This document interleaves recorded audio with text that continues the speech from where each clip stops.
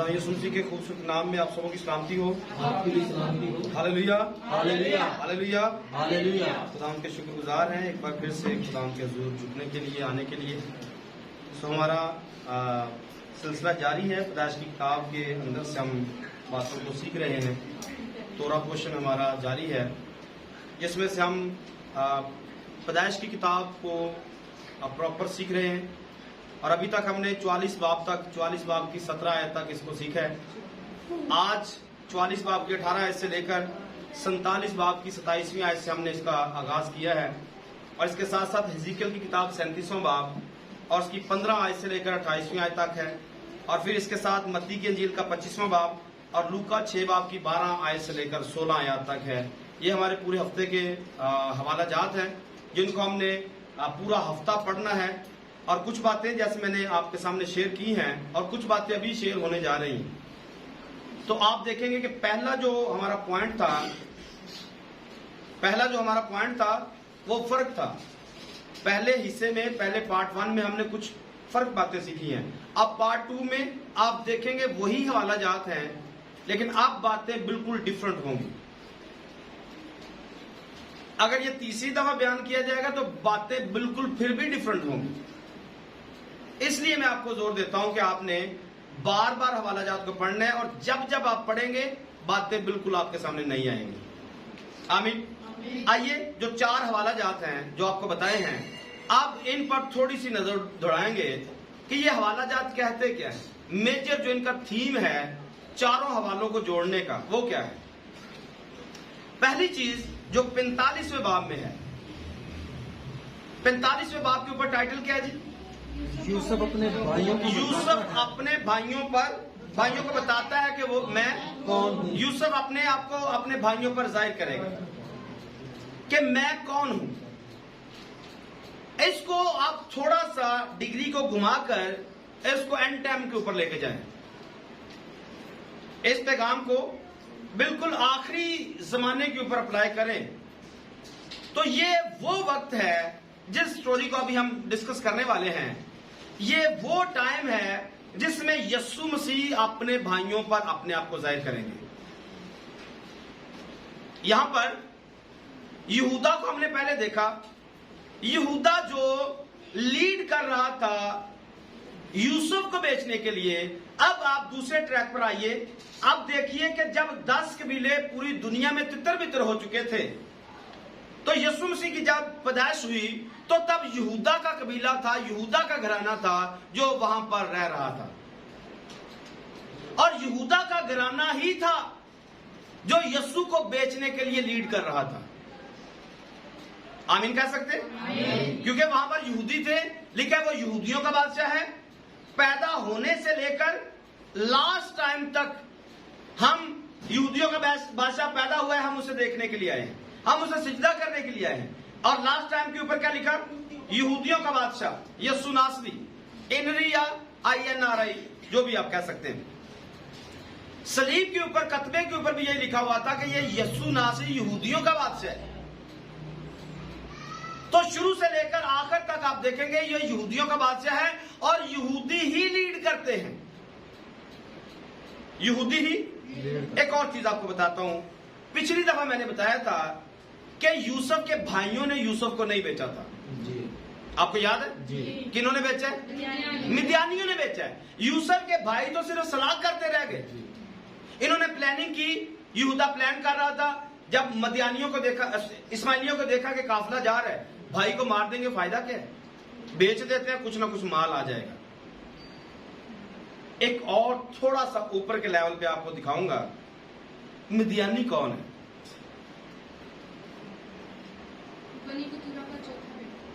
बनी कतूरा का चौथा बेटा है। अच्छा, बनी कतूरा को देखने बेचा किसको गया? यूसुफ को गया। यूसुफ का बाप कौन? यकूब। यकूब का बाप कौन? इसहाक। इसहाक का बाप कौन? अब्राहम। अब्राहम से आप लिस्ट को नीचे लेके आइए, मतलब तीन तरह से लाइन बनाइए। यहां से ऐसे करके और एक दरमियान में लाइन लगा दीजिए। नंबर 1 पर आपको इस्माइली मिलेंगे। हाजरा की नस्ल से इस्माइल है, दरमियान में इसहाक है, और फिर यहां पर आप कीजिएगा बनी कतूरा है। बनी कतूरा से आप नीचे को मतलब खींचे, इसहाक से कौन पैदा होगा? यकूब पैदा होगा। या पहले इस्माइल से कौन पैदा होगा?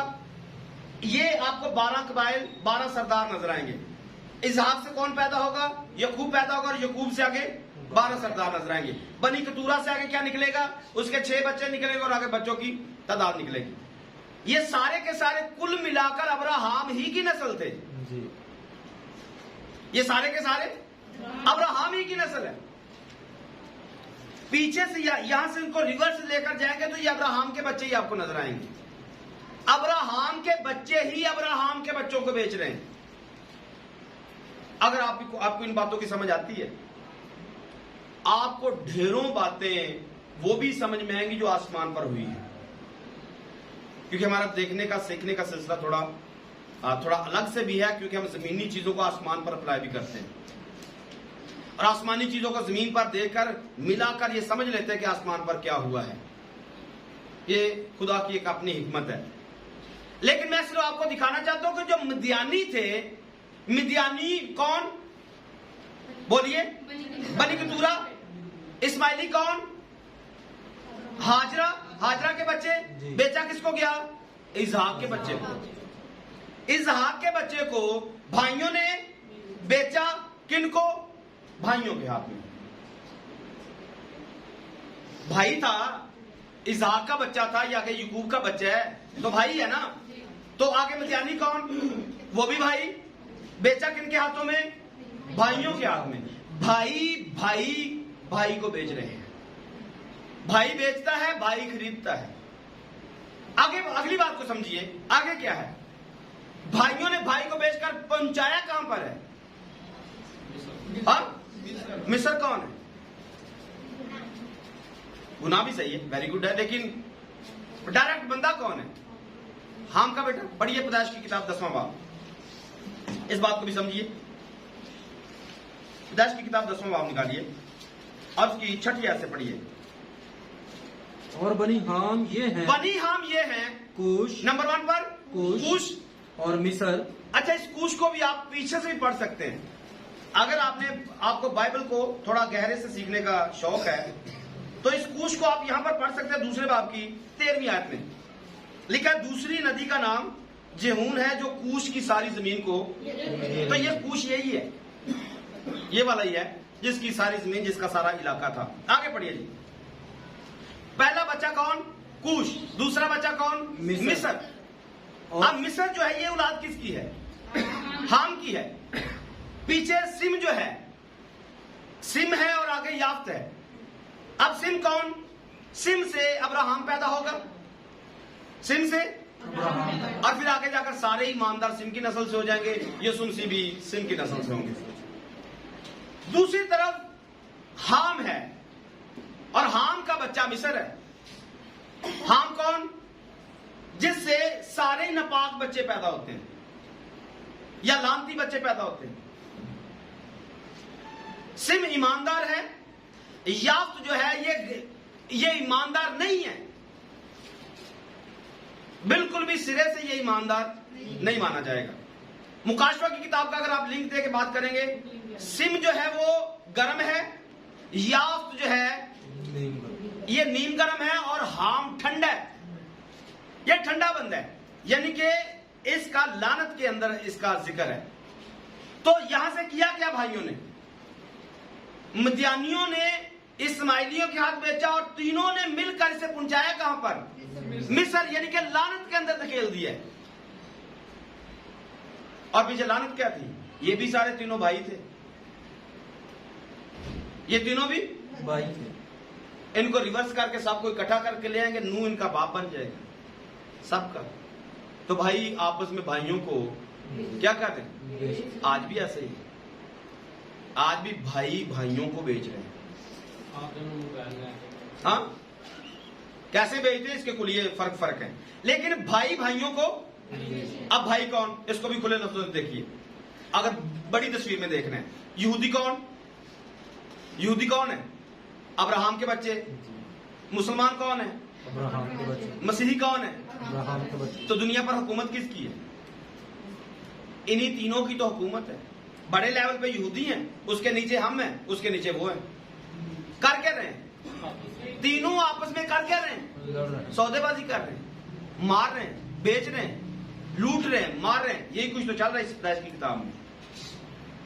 ये आखिरी जमाने की सबसे बड़ी पेशन गोई है। इसलिए हम पैदाइश की किताब को नबूवत की किताब कहते हैं, बल्कि हम 66 किताबों को ही नबूवती किताब कहते हैं। हम ये भी मानते हैं कि पैदाइश की किताब अभी तक सर्कल के अंदर है, ये पूरी नहीं हुई है। इसलिए हम इसको मानते हैं कि ये अभी तक जारी है। हम उन लोगों की तरह नहीं है कि किताबें कुछ मनसूख हो गई हैं, खत्म हो गई हैं, हम पर अप्लाई नहीं है, ये यहूदियों के लिए है। हम ऐसा बिल्कुल भी नहीं मानते। हम मानते हैं कि पैदाइश की किताब अभी तक जारी है और ये आखिरी टाइम तक जारी रहेगी। और जिसको आज हम डिस्कस कर रहे हैं, ये आखिरी जमाने के ऊपर अप्लाई होता है। यही यहूदा जब तक जामन बनेगा नहीं, जब तक जामन बनेगा मानेगा नहीं कि मेरी गलती है।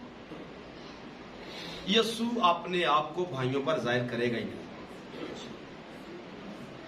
जब तक यहूदा मानेगा नहीं, यूसुफ, हमारा यूसुफ यानी कि यीशु मसीह अपने आप को भाइयों पर कभी भी जाहिर करने वाला, इसको दरमियान में आना ही पड़ेगा, इसको दोबारा से लीड करना ही पड़ेगा।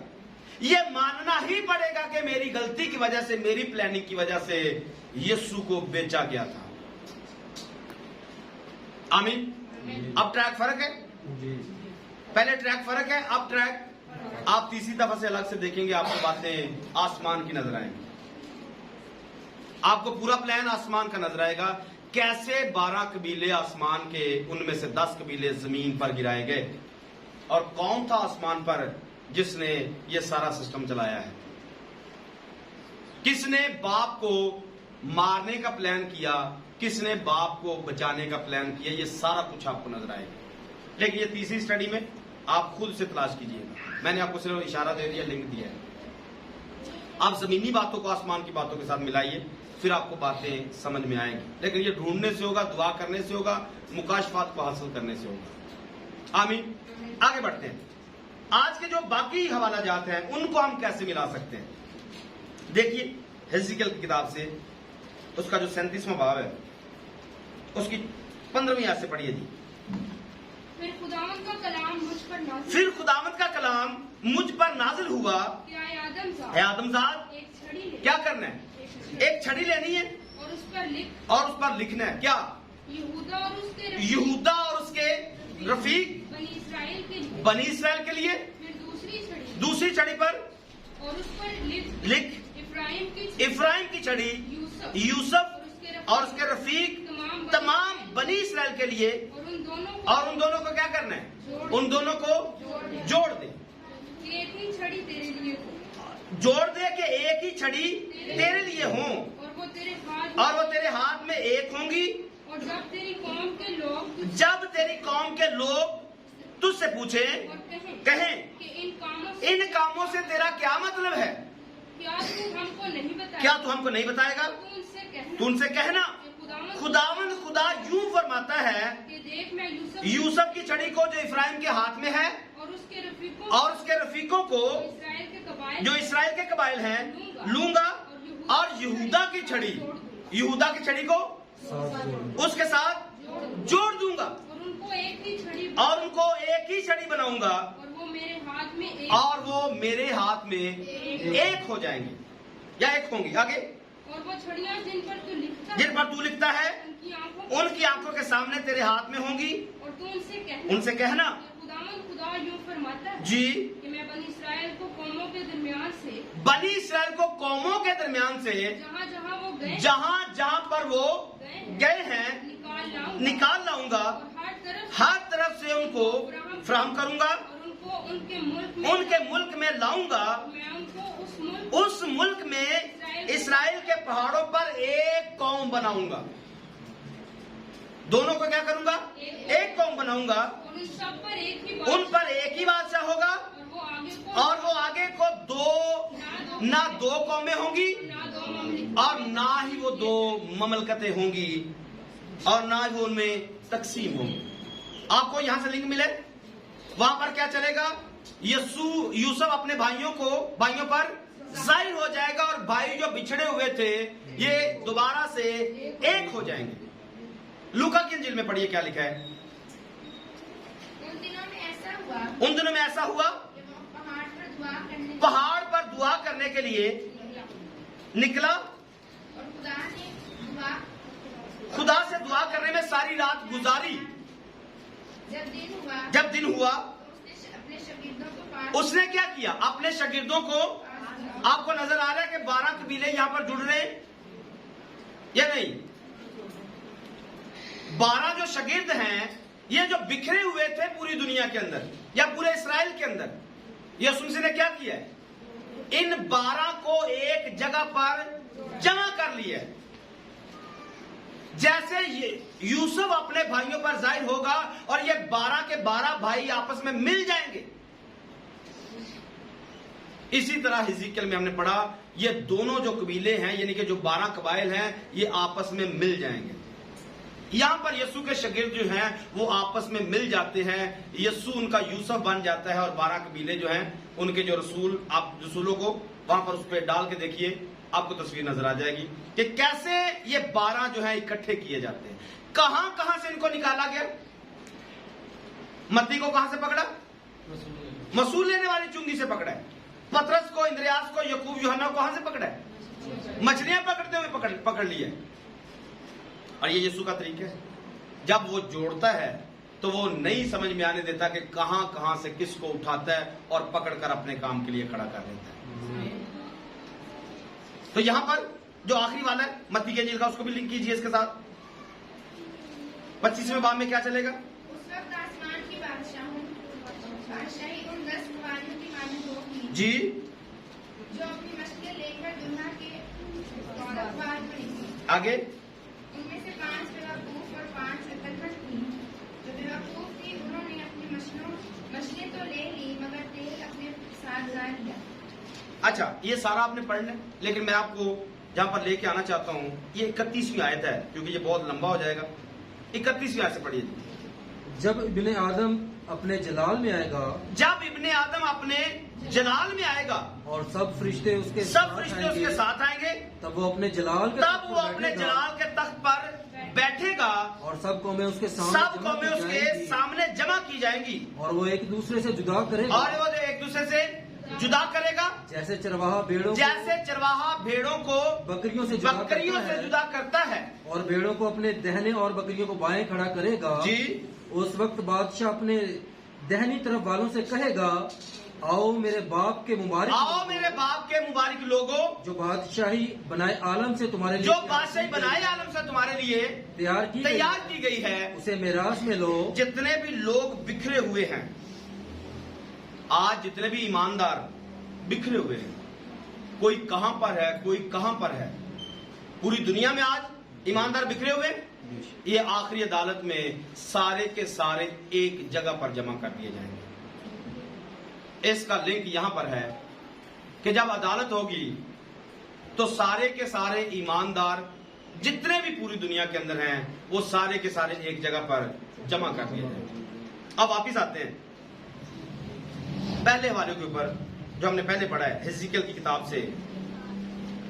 इसमें लिखा है, ए आदमजाद एक छड़ी ले और उस पर लिख यहूदा और उसके रफीक बनी इसराइल के लिए। अब यहां से मैं आपको सिर्फ दिखाना चाहता हूं कि ये जो 12 कबाइल थे ये बिखरे कैसे थे।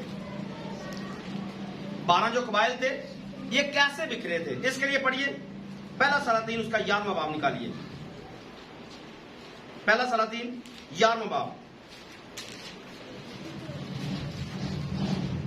और उसकी 26 नंबर आयत से पढ़ना है। और सरीदा के इफ्राइम नबात का बेटा जुरबाम जो सुलेमान का मुलाजिम था जी, और जिसकी माँ का नाम जो बेवा थी सुरुआ था, उसने भी ये बादशाह के खिलाफ अपना हाथ उठाया। और बादशाह के खिलाफ उसके हाथ उठाने का ये सबब हुआ जी कि बादशाह मिलों को बनाता था और अपने बाप दाऊद के शहर के रखना की मरम्मत करता था, और वह शख्स जुरबाम एक जबरदस्त सूरमा था। और सुलेमान ने उस जवान को देखा कि मेहनती है, सो उसने उसे बनी यूसुफ के सारे काम पर मुख्तार बना दिया। आगे उस वक्त जब यरूबाम यरूशलेम से निकल कर जा रहा था, यरूबाम यरूशलेम से निकल कर जा रहा था, तो सैलानी अखिया नबी उसे राह में मिला और अखिया एक नई चादर ओढ़े हुए था।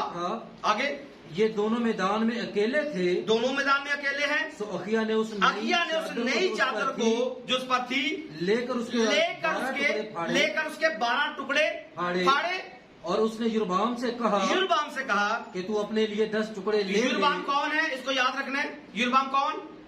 ये मुलाजिम है सुलेमान का। फिर आगे, क्योंकि खुदावंद इस्राएल का खुदा यूं कहता है कि देख मैं सुलेमान के हाथ से सल्तनत छीन लूंगा। मैं क्या करूंगा? सुलेमान के हाथ से सल्तनत को छीन लूंगा और 10 कबीले तुझे दूंगा। 10 कबीले तुझे दूंगा, लेकिन मेरे बंदा दाऊद की खातिर और यरूशलेम यानी उस शहर की खातिर जिसे मैंने बनी इस्राएल के सब कबीलों में से चुन लिया है। आगे, एक कबीला उसके पास रहेगा। क्योंकि उन्होंने मुझे तर्क किया। उन्होंने मुझे क्या किया? वजह क्या निकली है? तर्क किया। ये सारे बिखर गए, ये सारे के सारे बिखर गए हैं। पूरी दुनिया में इनको बिखेर दिया जाएगा। बिखरने की वजह क्या निकली? क्योंकि ये खुदा की बात को मानते नहीं थे। आगे, और सेदानियों की देवी अस्तारात और मुआबियों के देवता कमोस और बनी अमून के देवता मिलकौम की प्रस्तिश की है। वजह बता दी गई है कि ये देवी देवताओं को मान रहे थे।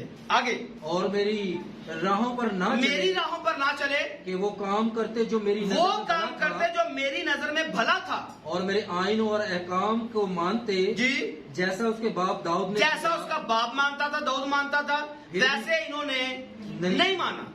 फिर भी मैं सारी ममलकत उसके हाथ से फिर भी उसको ममलकत जो है, सारी ममलकत जो है उसके हाथ से नहीं लूंगा, बल्कि अपने बंदा दाऊद की खातिर, अपने बंदे दाऊद की खातिर मैं, जिसे मैंने इसलिए चुन लिया जी कि उसने मेरे अहकाम और आइन माने। आगे, मैं इसकी उम्र भर इसे पेशवा बनाए रखूंगा, पर उसके बेटे के हाथ से क्या करूंगा? सल्तनत यानी 10 कबीलों को लेकर उनको तुझे दूंगा, यानी कि मुलाजिम के हाथ में दे दूंगा, और उसके बेटे को एक कबीला दूंगा, ताकि मेरे बंदा दाऊद का चिराग यरूशलेम यानी उस शहर में जिसे मैंने अपना नाम रखने के लिए चुन लिया है। यहाँ से मैं आपको यरूशलेम का मतलब अक्सर बता चुका हूँ। यरूशलेम के नाम का मतलब क्या है? जहाँ पर खुदा का नाम रहता है। यूं तो इसके नाम का मतलब सलामती का घर है, लेकिन इसका ये नाम भी है, मतलब भी है जहाँ पर खुदा का नाम रहता है, या जहाँ पर जिस जगह पर खुदा की आंखें लगी रहती हैं। आगे, चुन लिया है, हमेशा मेरे आगे रहे। आगे, और मैं तुझे लूंगा और तू अपने दिल की पूरी ख्वाहिश के मुताबिक सल्तनत करेगा, और इसराइल का बादशाह होगा, यानी कि 10 कबीलों का तू बादशाह होगा। जो तेरा दिल करेगा तू पूरे दिल के साथ कर सकेगा। और ऐसा होगा जी कि अगर तू उन सब बातों को जिनमें मैं तुझे हुक्म दूं सुने और मेरी राहों पर चले, अगर मतलब जो मैं कहूंगा सुने, मेरी राहों पर चले, शर्त ये है, और जो काम मेरी नजर में भला है आगे उसको करे और मेरे आइन को माने, जैसे मिसाल फिर से दाऊद की है, जैसे मेरा बंदा दाऊद मानता है। पढ़िए, तो मैं तेरे साथ रहूंगा जी, और तेरे लिए एक पायदार घर बनाऊंगा, आगे, जैसा मैंने दाऊद के लिए बनाया, और इसराइल को तुझे दे दूंगा, आगे, और मैं इसी सबब से दाऊद की नस्ल को दुख दूंगा, इसी सबब से दाऊद की नस्ल को क्या करूंगा? दुख दूंगा, पर हमेशा तक नहीं। दुख मिलेगा पर हमेशा तक नहीं। इस दुख को भी थोड़ा सा आगे जाकर हम देखेंगे। ये दुख ये कब फील करेंगे, कैसे महसूस करेंगे, और ये कब करेंगे। जी पढ़िए आगे। इसीलिए सुलेमान यरूबाम के कत्ल के दर पे हुआ। सुलेमान को जब पता चला कि यरूबाम के साथ ऐसा हो गया, तो सुलेमान ने इसको कत्ल करना चाहा है। जी, पर यरूबाम उठकर मिस्र को यरूबाम उठा और मिस्र से साग के पास भाग गया जी, और सुलेमान की वफात तक ये वहीं पर रहा। आगे, और सुलेमान का बाकी हाल और सब कुछ जो उसने किया और उसकी हिकमत, सो क्या वो सुलेमान के अहवाल की किताब में दर्ज नहीं? और वो मुद्दत जिसमें सुलेमान ने यरूशलेम में सब इसराइल पर सल्तनत की 40 बरस की थी, और सुलेमान अपने बाप दादा के साथ सो गया और अपने बाप दाऊद के शहर में दफन हुआ और उसका बेटा रोहबाम उसकी जगह बादशाह हुआ। अब जैसे सुलेमान मरता है, सुलेमान मर गया। अब चूंकि युरबाम को बता दिया गया था कि तुझे 10 कबीले मिलेंगे, सुलेमान को भी पता चल गया कि 10 कबीले उसको मिलेंगे, इसलिए उसके कत्ल की कोशिश में था। लेकिन खुदा जो कह देता है वो टलता नहीं है। कोशिश इंसान जितनी मर्जी करे, ये टल नहीं सकता है। हुआ क्या, जैसे ही सुलेमान मरा तो उसका बेटा उसकी जगह पर आ गया है। मतलब बड़ा पास्टर मरा, छोटा पास्टर आ गया। इसको यूं लेंगे। और छोटे पास्टर के पास कोई ट्रेनिंग भी नहीं है, क्योंकि अब्बा पादरी है, तब छोटा पादरी भी बन गया। अब ये करेगा क्या? तजर्बा इसको नहीं है, करना क्या है, होना क्या है। यहां से 12वें बाब से शुरू कीजिए। रोहबाम सिकम को गया। ये वही सिकम है जिसका पीछे डिस्कस किया गया। सिकम को गया, पढ़िए। और रोहबाम सिकम को गया क्योंकि सारा इस्राएल उसे बादशाह बनाने को सिकम को गया था। और जब नबात के बेटे यरोबाम ने जो हनूज मिस्र में था, जब उसे पता चला ये सुना जी, क्योंकि यरोबाम सुलेमान बादशाह के हजूर से भाग गया था। पीछे हमने पढ़ा कि वो भाग गया था और वो मिस्र में रहता था जी। सो उन्होंने लोग भेजे और उसे बुलवा लिया।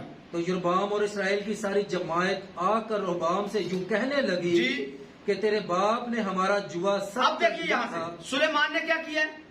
जुआ सब। हिकमत हमने बहुत सुनी है सुलेमान की, कि उसके पास ऐसी हिकमत थी कि माशाल्लाह, मतलब लाजवाब थी।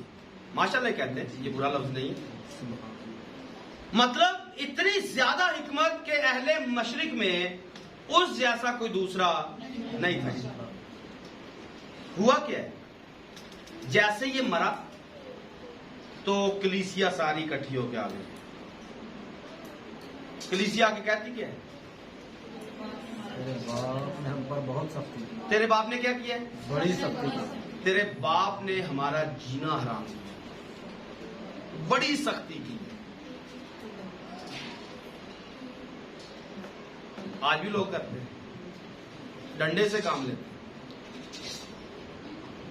लिखा दिली शौक से खिदमत करनी है, डंडे के साथ नहीं करनी। लिखा है पतरस ने क्या कहा? दिली शौक के साथ, खुशी के साथ, क्योंकि काम खुदा का है, भेड़े खुदा की है, तो दिली शौक के साथ करना है। इसने क्या किया? सारी कलीसिया इकट्ठी होके छोटे पादरी साहब के पास। हाँ जी पढ़ो जी, क्या लिखा है? सो तू अब अपने बाप की, तेरे बाप ने हमारा जुआ सख्त कर दिया। तेरे बाप ने हमारा जुआ सख्त कर दिया था। सो तू अब अपने बाप की उस सख्त खिदमत को और उस बारी जुए को जो उसने हम पर रखा है हल्का कर दे, कम हौला कर दे। जी, अगर कम हौला करोगे तो ऐसी की करांगे, ऐसी ताड़ी खिदमत करांगे। आगे क्या हुआ? तब उसने उनसे कहा, उन्हें क्या कि 3 को दिन मैनू दवो, फिर सलाह करके दसने जी। पढ़ दे। तुम 3 रोज के लिए चले जाओ, तब फिर मेरे पास आना। सो वो लोग चले गए। और रोहबाम बादशाह ने उन उमर रसीदा लोगों से जो उसके बाप सुलेमान के जीते जी उसके हुजूर खड़े रहते थे, मशवरत ली, सलाह की। मतलब जितने एल्डर थे, पादरी ने एल्डरों को बुलाया, बताओ जी क्या करना चाहिए। चर्च के लोग आए हैं, कलीसिया आई है, पूछ रही है, क्योंकि पादरी साहब बड़े साफ हो गया मामला, जनरल बोर्ड आ जाए, बड़े एल्डर बुला लिए। अब आओ जी जरा मीटिंग करते हैं। और मीटिंग में करना क्या है? कलीसिया कह रही है कि काम थोड़ा जा पोला कर दो, हाथ थोड़ा हौला रखो। तो बुजुर्ग क्या कहेंगे? और कहा कि इन लोगों को जवाब देने के लिए तुम मुझे क्या सलाह देते हो? 10 की सलाह है। उन्होंने उससे ये कहा। अब यहां से ये भी देखना है तमाम खादमों ने कि लड़कों की सलाह चर्च में कैसी होती है और बुजुर्गों की सलाह कैसी है।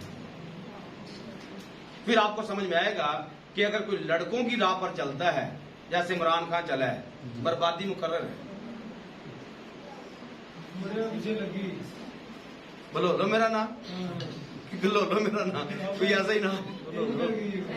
चलो जो भी है, मिसाल पूरी हो गई। लड़कों के पीछे चलना और फिर पुरानी कैबिनेट के साथ चलना, आपको बड़े बड़े दाव समझाते हैं जी। आगे उन्होंने उससे ये कहा कि अगर तू आज के दिन इस कौम का खादिम बन जाए, कह के मतलब साड़ी सलाह मान के अगर तू इन्हों का खादम बन जाए, तो मैं कहूंगा अपने बच्चों से जितने भी यहाँ पर मौजूद हैं, अगर आप चर्च चला रहे हैं या आपका बाप चला रहा था, तो आज इस सलाह को मानिए। अगर चर्च को कामयाब करना है बाप के मर जाने के बाद, तो फिर एल्डरों को बुलाओ और एल्डरों की सलाह पर चलो। एल्डर जो कहते हैं इंटरनेट वाले पादरी मत बनो, गूगल से सर्च कर करके कि क्या करना चाहिए, क्या करना चाहिए। गूगल कुछ और बताएगा, बुजुर्ग कुछ और बताएंगे जी। और उनकी खिदमत करे और उनको जवाब दे और उनसे मीठी बातें क्या करे, उनसे मीठी, क्योंकि वो तंग पै गए तेरे अब्बे को तंग सन, तो तू की कर, मिठियां गल्लां कर, तो वो सदा तेरे खादिम बने रहेंगे। पर उसने उन उम्र रसीदा लोगों की मशवरत जो उन्होंने उसे दी छोड़कर, मशवरत छोड़ देती, फर्क नहीं चाहिए। उन जवानों से, जवान जान मुंडा मैं कलीसिया दी मिन्नतां करा, हाँ साडा पुराना चर्च इन्ना ना है, ते मैं हुण मिन्नतां करांगा लोकां दी, प्यो दादे तो साडा पादरियां दा काम चलदा आ रहा, मैं नहीं करता मिन्नतां। लियाओ मुंडियां नूं जरा सामने, पुछ लेने मुंडियां नूं की आंदे, ऐसा ही है, ये तस्वीर है जी। पढ़िए। उन जवानों से जो उसके साथ बड़े हुए थे जी और उसके हुजूर खड़े थे, मशवरत ली और उनसे पूछा हाँ वे की करना चाहिए कि तुम क्या सलाह देते हो जी, ताकि हम इन लोगों को जवाब दे सकें आगे जिन्होंने मुझसे यूं कहा है कि आगे जी उस जुए को जो तेरे बाप ने हम पर रखा हल्का कर दे जी। इन जवानों ने जो उसके साथ बड़े हुए जो थे, जवान मतलब लंगोटिए यार जो उसके साथ बड़े हुए थे, उससे कहा तू इन लोगों को यूं जवाब देना, इन्होंने ये जवाब दे जिन्होंने तुझसे कहा है कि कलीसिया की इतनी जुर्रत है कि तू पादरी को आके पूछने लगे, हाँ तेरी इतनी जुर्रत हो गई है कि तुझी पादरी ना सवाल जवाब कर लो। इन्होंने कह, इन्होंने 10 मत दे, कड चांगरा दे इन्हां दियां, हाँ एन बिच्छू लड़ाएगा तो बाद चो पहले बिच्छुआ डरा इन्हां दियां चांगरा गल नहीं कढ़ाएगा, क्या करेगा कि तेरे बाप ने हमारे जुए को भारी किया, तो उसको हमारे लिए हल्का कर दे। सो तू उनसे यूं कहना, जवाब तू है देना है कि मेरी छंगली मेरे बाप की कमर से भी मोटी है, मेरे बाप की छंगली से कमर से भी मोटी है, कमर से भी मोटी है, और हाँ उससे भी मोटी है। और अब गो मेरे बाप ने भारी जुआ तुम पर रखा है, ਤੁਹਾਡੇ ਤੇ भारी भार पाया सी, वजनी रखा था, तो भी मैं तुम्हारे जुए को और ज्यादा भारी, मैं ज्यादा भार रखांगा। मेरे बाप ने तुमको कोड़ों से ठीक किया। मेरे बाप ने, खुदा मुझे ऐसी हिकमत चाहिए मैं तेरी कौम का इंसाफ कर सकूं। ये कह रहा था जी। इंसाफ क्या कर रहे हैं? छोई ला रहे हैं, ये छोई ला रहे हैं कलीसिया के पास्टर जी दुआ करते हैं बल्ले बल्ले। ਇਹਦੇ ਵਰਗਾ हिकमत वाला पास्टर ही कोई नहीं। ਤੇ ਲੇਕਿਨ ਲੋਕਾਂ ਦਾ ਹਾਲ ਕੀ ਕੀਤਾ ਸੀ? ਇਹ ਤੇ ਮਰੇਗਾ ਤੇ ਪਤਾ ਮੁੰਡੇ ਨੂੰ ਲੱਗੇਗਾ ਕਿ ਤੇਰੇ ਪਿਓ ਨੇ ਕੀ ਕੀਤਾ ਸੀ ਸਾਡੇ ਨਾਲ, ਕਿਉਂਕਿ ਪਿਓ ਕੋਲ ਤੇ ਚੁੱਪ ਕਰਕੇ ਤੇ ਛੋਈ ਲਵਾਈ ਜਾ ਰਹੇ ਨੇ। ਗੱਲ कौन करे? क्योंकि पुराने चलते आ रहे। ये तो अगली बात आगे जाकर आएगी, जो मुंडा कहेगा कि मेरी चंगली मेरे प्यो नाल भारी है, फिर आगे से जवाब मिलेगा। हाँ सच आखा ते भजन खाखा, मैं डरदी सच ना आखा। सही है, सच नहीं बोला जाता। ये कोड़ों से मार खाते रहे सुलेमान बादशाह से, लेकिन बोलते नहीं, क्योंकि अहद किया हुआ था उसके साथ। अहदो पमा में ये फंड खाते रहे, इतनी मार था। कभी मौका आएगा गजरुल गजलात की किताब में जब स्टार्ट करेंगे तब आपको ये बातें बताऊंगा, इसकी पूरी डिटेल बताऊंगा, ये कौन कौन सी फंड चाटता था, ये मैं आपको दिखाऊंगा। ये कैसे कैसे लोगों का जीना हराम करता था। मिस्र में दुख क्या मिलने, मिस्र में इतना दुख नहीं देते थे जितना सुलेमान बादशाह लोगों को दुख देता। लोग इससे बिल्कुल तंग आए हुए थे, नक आए हुए थे। और यहां से पता चलता है क्या किया, बाप ने क्या किया, मेरे बाप ने तुमको कोड़ों से ठीक किया है, मैं तुमको बिच्छुओं से ठीक मैं बिच्छुओं बनाऊंगा। से ठीक करूंगा। मेरा मामला थोड़ा फर्क है क्योंकि मैं आई एम यंग मैन, मतलब वो थोड़ा बडेरा हो गया थी, मैं जरा भारा दोरा जरा ठीक ठाक। तो पीछे कलाम किसका था, पीछे खुदा का कलाम था, जो खुदा ने इखिया नबी के वसीला से कर दिया था। जब खुदा कलाम कर देता तो फिर अकलें घूम जाती, अकलें। बुजुर्गों ने अच्छी सलाह दी थी कि इनसे बिल्कुल मीठी मीठी बातें कर, सारी जिंदगी तेरे चर्च में रहेंगे, तेरी राया बनकर रहेंगे, लेकिन इसने बात मानने से इनकार किया। और पीछे सबब क्या था, खुदा कुछ और करके दिखाना चाह रहा था, क्योंकि खुदा एक बहुत बड़े लेवल पर कोई तस्वीर बना रहा था। खुदा आसमान की फोटो भी दिखा रहा था कि आसमान पर क्या कुछ चला है, कैसे कैसे आसमान पर से लोग बिखरे हैं, फरिश्ते कैसे बिखरे हैं, कैसे बनी इस्राएल कौम के 10 कबाइल बिखरे हैं। इस पर मैंने पहले भी अमाल की स्टडी में बताया था कि आज जो टावर लगे हुए हैं सिग्नल देने के लिए, एक टावर यहां पे यहां पे यहां पे, यीशु से आगे आकर मुनादी करेंगे और आकर कहेंगे कि मैं इस्राएल की खोई हुई भेड़ों के सिवा किसी के पास भेजा। तो ये भेड़ें कहां पर थी, हाँ, पूरी दुनिया में तितर बितर थी। और अगर ये होती ना, अगर सुलेमान का दिल सख्ती ना होता, जैसे मैंने सौल का बताया, कहां से बात उठाएगा, कहां पर जाकर लगाएगा, ये हम इंसानों से बहुत परे है। 10 कबाइल देखने में तो नाफरमानी की वजह से जा रहे हैं, लेकिन कल को यही 10 कबाइल यीशु मसीह की मुनादी के लिए राह हमवार करेंगे। जैसे अमाल की किताब स्टार्ट होती है दूसरे बाब में, आप देखते हैं 16 जगहों से लोग आते हैं, 16 मुल्कों से नहीं, 16 जगहों से आते हैं और करते क्या, ईदे पेंतीकोस्त का नजारा देखते हैं और देखकर ये वापस अपनी अपनी जगहों पे चले जाते हैं। और यही वो वक्त था जब मुनादी के सिग्नल दूर दूर जगह पर जा रहे थे। पहले क्या किया, 10 कबाइल को पूरी दुनिया में भेजा। ये खुदा के काम करने का स्टाइल है। 10 कबाइल को पूरी दुनिया में पहले खुद भेजा है और भेजने के बाद ईदे पेंतीकोस्त पर वो फिर अपने आप को जाहिर करता है। 16 जगहों से लोग मंगवाता है, मंगवाकर उनको फिर दुनिया में वापस भेजता है, फिर यहां से रसूलों को एक एक करके भेजता है। पूरी दुनिया में आपने जाना है, कबूल कौन करेगा, इस्राएल के लोग कबूल करेंगे। गैर कौमों को क्या पता कि यीशु कौन है, गैर कौमों को क्या पता कि मसाया कौन है, गैर कौमों को क्या इल्म के खुदा ने, यहोवा ने निजात का वादा किया हुआ है। यह पता इसराइलियों को था और इसराइली के 10 कबाइल को उसने पूरी दुनिया में भेजा है। यह खुदा का अपना तरीका है काम करने का। और 10 कबाइल को भेजकर फिर पीछे 16 जगहों से लोग बुलवाकर नजारा दिखाकर वापिस उनको भेजा है।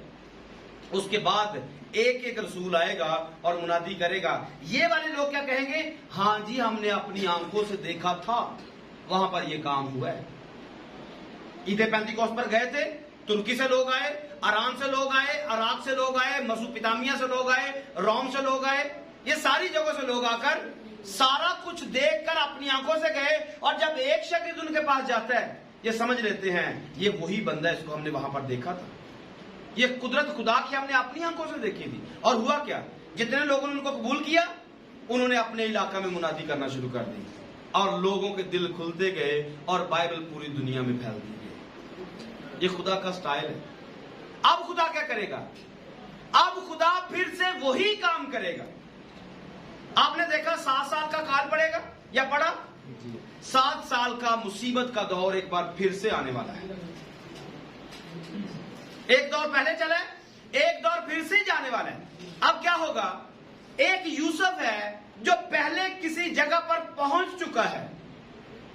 एक यूसुफ है जो पहले किसी जगह पर जहां से खुराक मिलने वाली है। मैं यीशु की बात कर रहा हूं। बजो भेजा किसने? उसके अपने भाइयों ने उसे बेचा और बेचकर एक पॉइंट पर भेज दिया कि जब 7 साल का दौर आएगा तो ये हमारे लिए खुराक मुहैया करेगा। ये हमारे लिए पहले से इंतजाम किया गया है। आपको समझ में आई? बातें समझ में आ रही? खुदा का स्टाइल क्या है काम करने का?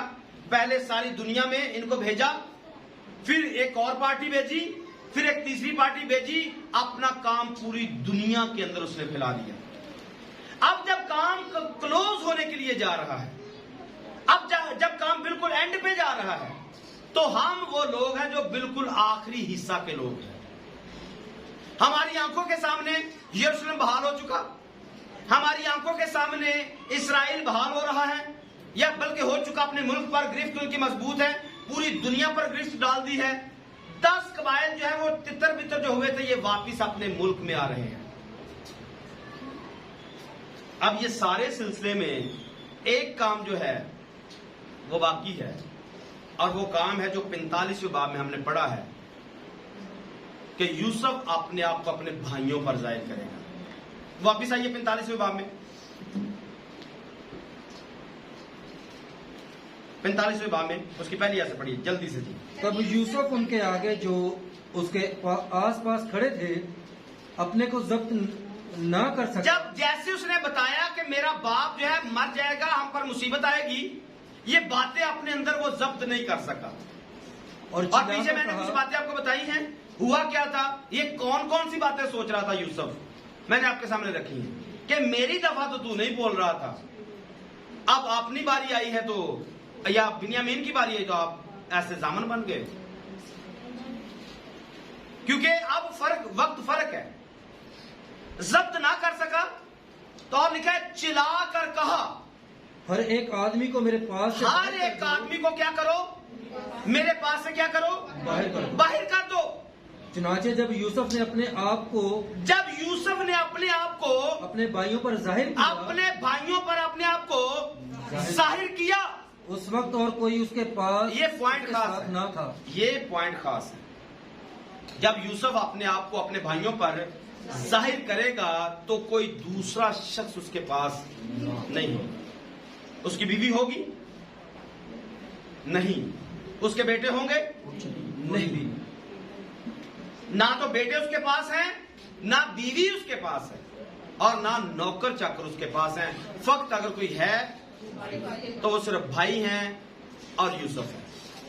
यही हाल, यही सिस्टम दोबारा से होने वाला है। जब 7 साल की मुसीबत पड़ेगी, जब 7 साल का दानियल नामे बाप का सिस्टम शुरू होगा, जमीन पर मुखालफे मसीह की हुकूमत शुरू होगी।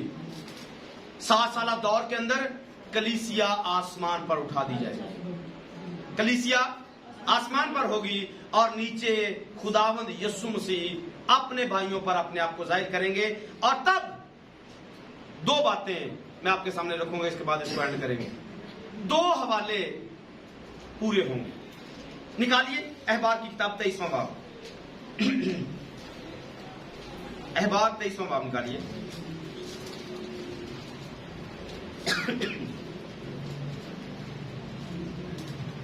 और उसकी 26वीं आयत को पढ़िए। और खुदावंद ने मूसा से कहा, खुदावंद ने मूसा से कहा, उसी 7वें महीने की 10वीं तारीख को, 7वें महीने की 10वीं तारीख को कफारा का दिन है। क्या करना है? कफारा का दिन है। इसको हम बड़े वसूख के साथ ये बातें बयान कर चुके हैं। बहुत सारे लोगों को ना तो यीशु की आमद का पता है कि कब होनी है, उनको एक पता है कि मत्ती 24 बाब में लिखा हुआ है कि उस वक्त उस घड़ी की बाबत कोई नहीं जानता। लेकिन ये हमारे बारे में नहीं है, हम जानते हैं। ये हमारे बारे में नहीं है। हम जानते हैं, क्योंकि थस्सलुनीकियों के नाम खत लिखते हुए पौलुस ने कहा, ऐ भाइयों, तुम पर वो दिन चोर की मानद नहीं आएगा। तो हम वो लोग हैं जिन पर चोर की मानद नहीं आने वाला है। लिखा है तुम जानते हो, लिखा है तुम जानते हो कि वो दिन कब आएगा। चोर की मानद हमारे लिए नहीं है, चोर की मानद उनके लिए है जो आज ये कहते कि शरीयत खत्म हो चुकी है। उनको खबर भी नहीं मिलेगी कि यीशु कब आ जाएगा। सेम वैसे ही जैसे यीशु मसीह को पैदा हुए 2 साल हो चुके थे, और ये फकीह फरीसियों को जब पूछा कि हेरोदेस ने पूछा कहां पर पैदा होगा, तो इनको पता था कि ये बैतलहम में पैदा होगा, लेकिन तब उसको पैदा हुए 2 साल हो चुके थे। इनको कानों कान भी खबर नहीं हुई कि यीशु पैदा हो चुका है। और यहां पर बाइबल में अभी तक ये बात पूरी होने वाली बाकी है। अभी तक ये बात पूरी नहीं है जो यहां पर लिखी हुई है। याद रखिए, ये जो नए साल की ईद ऊपर लिखा हुआ है 23वीं आयत में लिखा हुआ है, और उसके 7वें महीने की पहली तारीख, ये दिन है यीशु मसीह की आमद का। ये दिन यीशु मसीह की आमद का दिन है। यीशु मसीह थस्सलुनीकियों के खत के मुताबिक नरसिंगे के साथ आएगा, और नरसिंगों की ईद पूरी होगी। और ये वो टाइम पीरियड है 7वें महीने की पहली तारीख को खुदावंद यीशु मसीह जमीन पर आएंगे। ये कंफर्म है, 100% दुरुस्त है। इसमें हमें कोई शक शुबा नहीं। यीशु मसीह किस टाइम में आएंगे वो भी बता सकता हूं, सुबह 6 से 9 के दरमियान, जब लोग ऑफिस में भाग रहे होंगे, जब लोग रात नाइट करके सोए हुए होंगे। रात ड्यूटियां करने वाले सोए हुए होंगे, और जिन्होंने ड्यूटी पे जाना है सुबह 9 बजे तक ऑफिस में भाग रहे होंगे। तो ये वक्त होगा जब यीशु मसीह की आमद होगी, और 7वें महीने की पहली तारीख होगी। अब इस पर अगर आपने कुछ बात करनी है वो अलग से हम कर सकते हैं। अभी पहली तारीख से आप 10वीं तारीख तक आते हैं। पहले महीने 7वें महीने की 10 तारीख को क्या होगा? कफारा का दिन है। अभी कफारे पर भी बात हमारी होने वाली है। इस पर मैंने पहले भी वैसे की है, लेकिन थोड़ा सा टच दे देता हूं। जो लोग ये मानते हैं कि हमारा कफारा हो चुका है, ये उनके लिए। ईमान हमारा भी यही है कि कफारा हो चुका है, लेकिन क्या है? अगर कफारा हो गया है तो वो लानत जो आदम को मिली, जो लानत हवा को मिली, आज तक जारी क्यों है? अगर कफारा हो चुका है तो लानत आज दुनिया से गई क्यों नहीं है? मिस्र की बीमारियां आज भी लोगों पर अप्लाई होती हैं, ये गई क्यों नहीं है? क्या कफारा नहीं हुआ? कफारा तो हो चुका है। ये लानतें क्यों नहीं जाती हैं? ये दिल की घबराहट क्यों नहीं गई? ये बवासीर क्यों नहीं गई? ये बुखार क्यों नहीं गया? ये फोड़े क्यों नहीं गए? ये तपदी क्यों नहीं गई? वजह, औरत दर्द के साथ बच्चे पैदा करती है, क्यों? आदमी मुंह के पसीने की खा रहा है, क्यों? अभी तक कफारा चल रहा। अभी तक कफारा कंप्लीट नहीं है। अभी तक कफारा, इसकी दो बातें हैं। जब कफारा दिया जाता था, जब कफारा दिया जाता, दो काम होते थे। नंबर 1 पर पूरी की पूरी कौम वहां पर मौजूद होती थी। पूरी की पूरी कौम वहां मौजूद होती थी।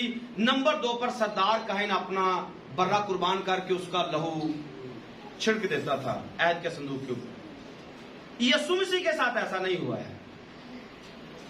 यीशु मसीह के साथ ऐसा नहीं हुआ। क्यों? क्योंकि जब यीशु को कुर्बान किया गया या यीशु कुर्बान हुआ, तब 10 कबीले वहां पर मौजूद नहीं थे। तब 10 कबीले पहले पूरी दुनिया में घुमा दिए गए थे। क्यों? क्योंकि खुदा कुछ और भी करना चाहता था। खुदा का प्लान सिर्फ बनी इस्राएल के लिए नहीं था, खुदा का प्लान पूरी दुनिया के लिए था। यूहन्ना में लिखा है 3 बाब में, दुनिया से ऐसी मोहब्बत की अपना इकलौता बेटा बख्श दिया ताकि कोई जो कोई इस पर ईमान लाए हलाक ना हो बल्कि हमेशा की जिंदगी पाए। तो यहां पर जो कफारे का कॉन्सेप्ट है, ये अभी तक होना बाकी है। यीशु मसीह दोबारा कुर्बान नहीं होंगे लेकिन यीशु मसीह जैसे बनी इस्राएल कौम इकट्ठी हो जाएगी, जैसे बनी इस्राएल कौम इकट्ठी होगी, तो पैदाइश की किताब का 45वां बाब उसकी 3री आयत यहां से पूरा होगा, जिसको आज हम डिस्कस कर रहे हैं। क्या पढ़ा है 3री आयत में? क्या पढ़ा जी?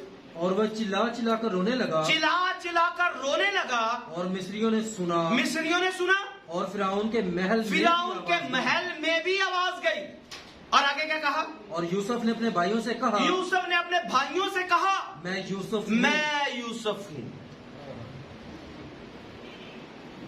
तुमने मुझे पकड़वाया, कोई बात नहीं, मैं यूसुफ हूं। और तब ये यौम कफारा कंप्लीट होगा,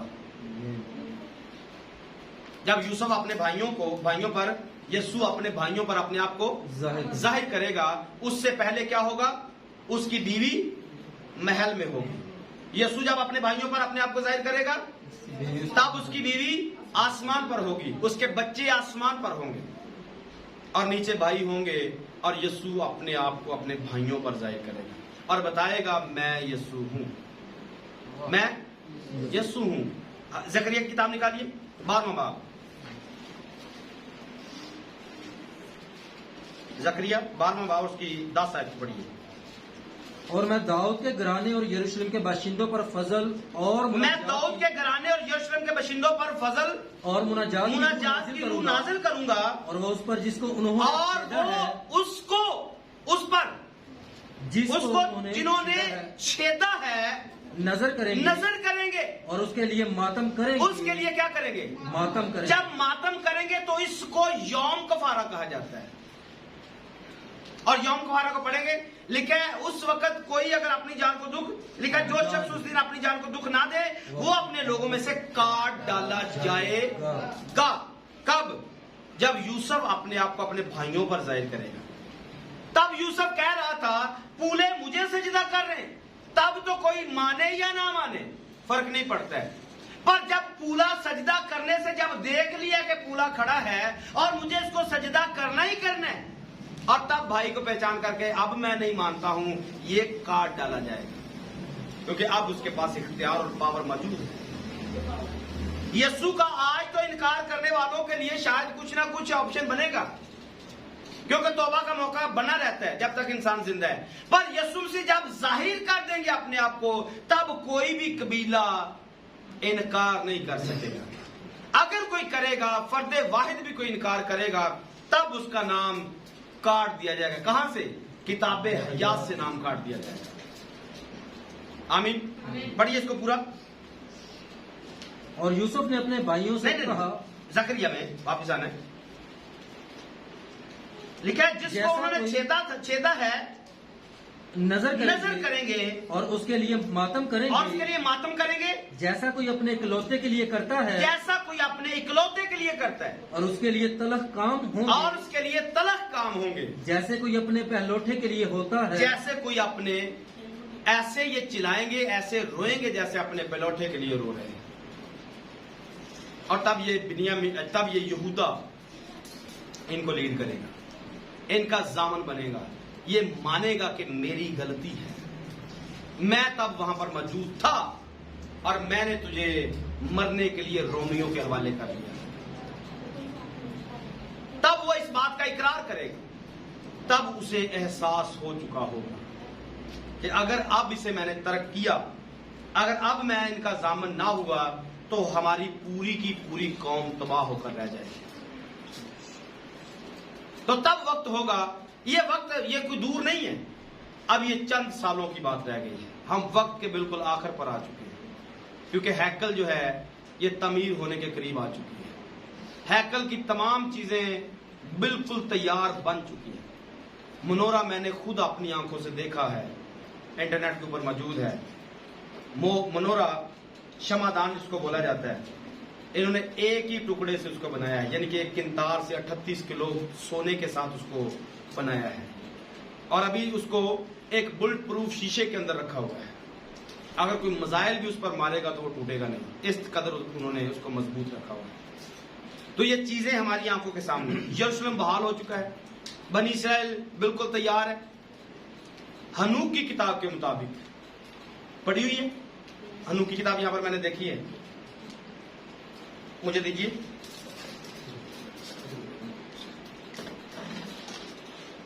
इसमें एक चीज है जो आपको दिखाना चाहता हूं। अगर कभी आपने इसको पढ़ा है, नहीं पढ़ा है, मुझे इसका इल्म नहीं है कि आप यहां तक पहुंचे या नहीं। ये बिल्कुल एंड पे है।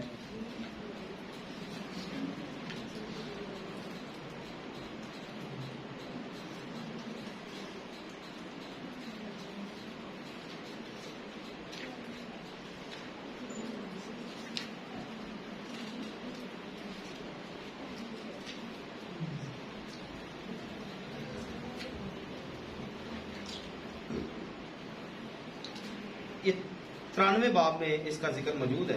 ये कुछ हफ्तों का जिक्र लिखा हुआ है, इसको भी आप पढ़िएगा, आपको इसमें मिलेगा। 90 और 3 93 बाब है।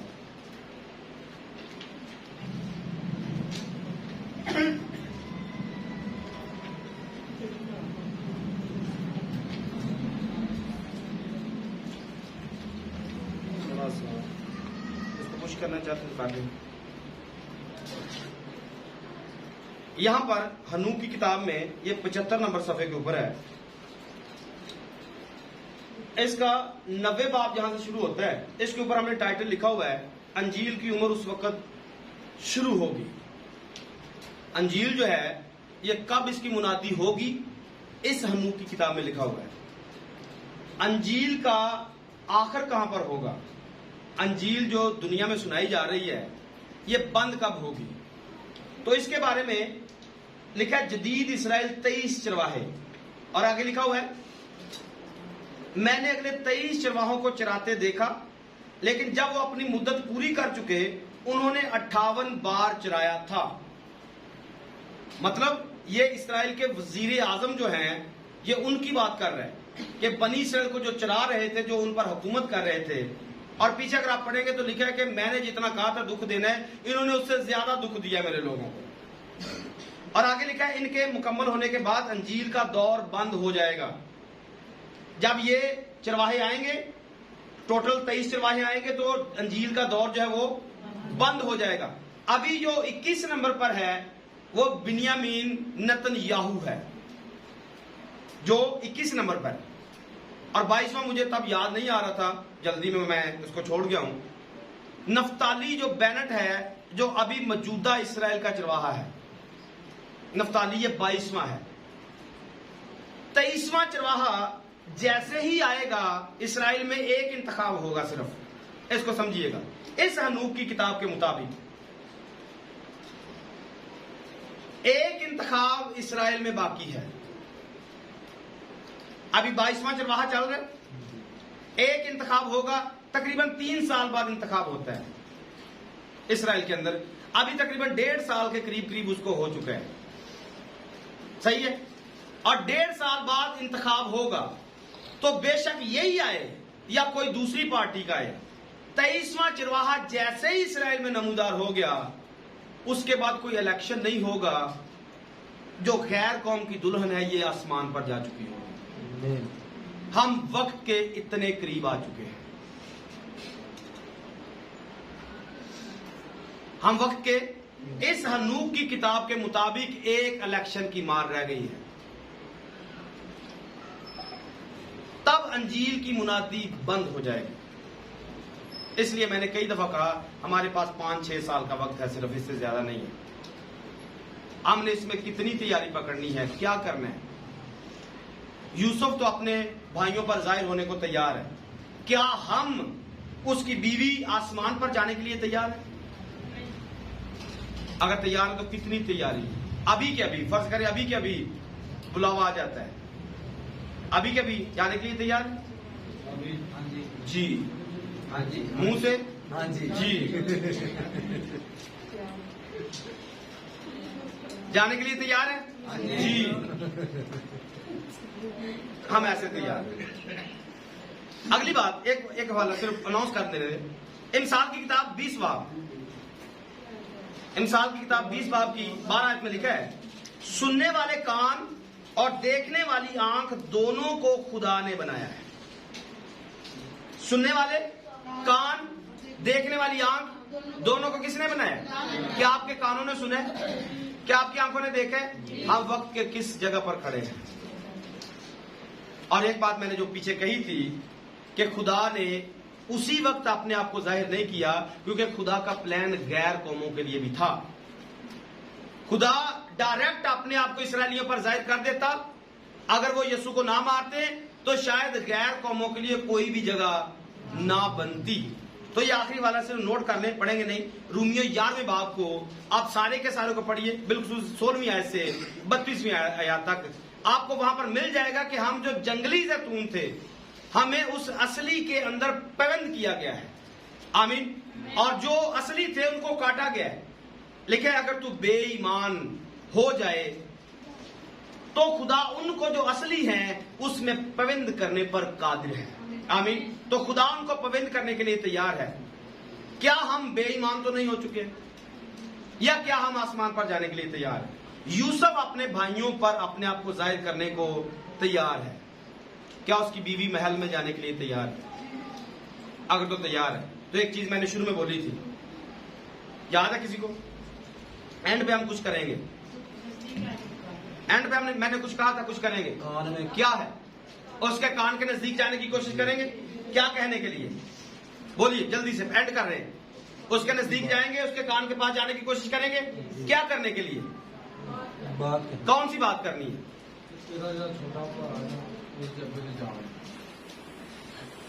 क्या क्या बोलेंगे? बोल दीजिए, बोले ना। हम तेरे बगैर अधूरे। अगर असी ना गए, अगर साडा अब्बा मर जाएगा,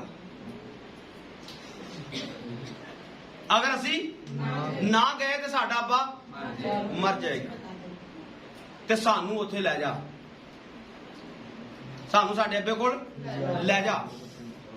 ऐसा हो सकता है, लेकिन ये तब होगा जब हमारी बात डायरेक्ट खुदा के कान में जाएगी कि हमारे ना जाने से हमारा आसमानी बाप मर सकता है।